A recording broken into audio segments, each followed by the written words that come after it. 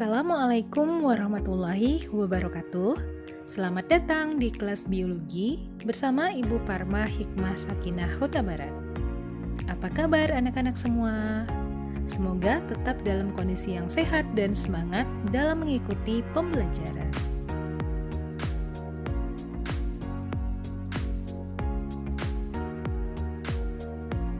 Di video kali ini, kita akan belajar tentang pencemaran lingkungan. Silahkan perhatikan video ini sampai selesai dan pastikan kalian paham dengan materi yang akan Ibu sampaikan.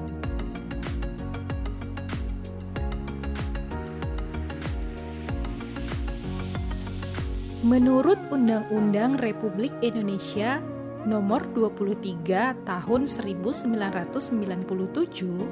pencemaran lingkungan adalah masuknya atau dimasukkannya makhluk hidup, zat, energi, dan atau komponen lain ke dalam lingkungan hidup oleh kegiatan manusia sehingga kualitasnya turun sampai ke tingkat tertentu yang menyebabkan lingkungan hidup tidak dapat berfungsi sesuai dengan peruntukannya.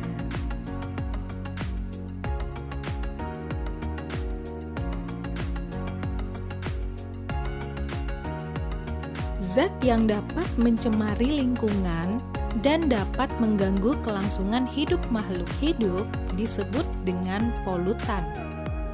Nah, kapan ya suatu zat dapat dikatakan sebagai polutan? Nah, suatu zat dapat dikatakan sebagai polutan apabila satu, kadarnya melebihi batas kadar normal atau di ambang batas. 2, berada pada waktu yang tidak tepat, dan yang ketiga, berada pada tempat yang tidak semestinya.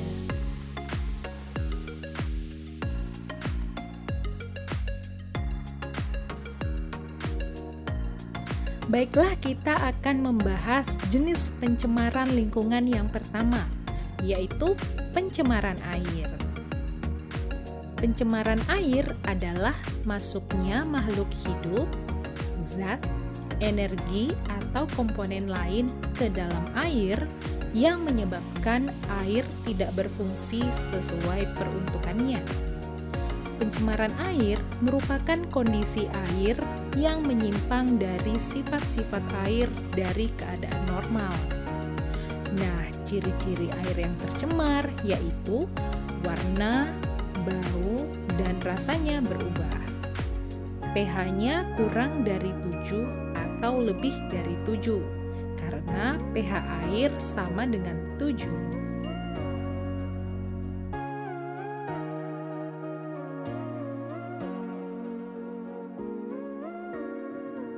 Selanjutnya, penyebab pencemaran air.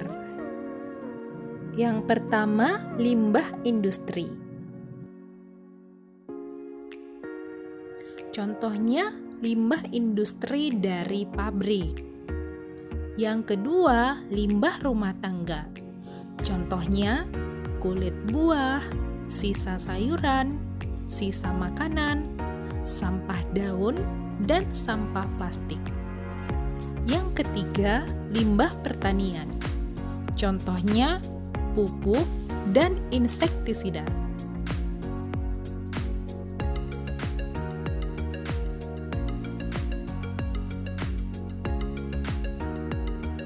Berikut ini dampak dari terjadinya pencemaran air. Yang pertama, penurunan kualitas lingkungan. Yang kedua, gangguan kesehatan. Yang ketiga, pemekatan hayati. Yang keempat, mengganggu keindahan wilayah. Dan yang kelima, mempercepat proses kerusakan benda.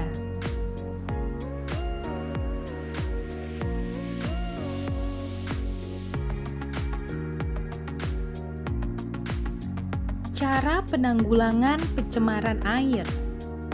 1. Dengan pembuatan kolam stabilisasi. Di kolam stabilisasi ini, air limbah akan diolah secara alami. Ini dilakukan untuk menetralisasi zat-zat pencemar sebelum dialirkan ke sungai. Yang kedua, IPAL atau instalasi pengolahan air limbah. Pengolahan air limbah dengan IPAL ini menggunakan alat-alat khusus dan menggunakan 3 tahapan. Yang ketiga, pengelolaan ekskreta. Pengelolaan ini dapat ditemukan dalam septic tank yang bisa diolah dengan cara anaerobik menjadi biogas. Setelah itu, bisa dimanfaatkan sebagai sumber gas untuk rumah tangga.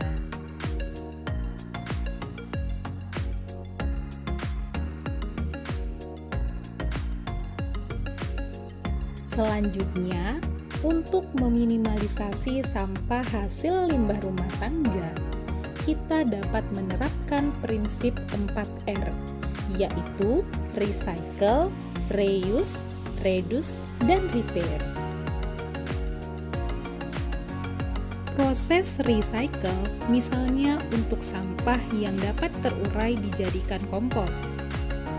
Kompos ini dipadukan dengan pemeliharaan cacing tanah sehingga dapat diperoleh hasil yang baik. Cacing tanah dapat menyuburkan tanah dan kompos digunakan untuk pupuk. Untuk proses reuse dilakukan untuk sampah yang tidak dapat terurai dan dapat dimanfaatkan ulang. Misalnya, botol bekas sirup dapat digunakan lagi untuk menyimpan air minum. Selanjutnya, reduce. Reduce adalah melakukan pengurangan bahan atau penghematan. Contohnya, jika akan berbelanja ke pasar atau supermarket, sebaiknya dari rumah membawa tas. Jangan meminta tas plastik dari toko atau supermarket kalau akhirnya hanya dibuang saja. Yang terakhir, repair artinya melakukan pemeliharaan atau perbaikan. Contohnya, membuang sampah tidak sembarangan, terutama tidak membuang sampah di perairan.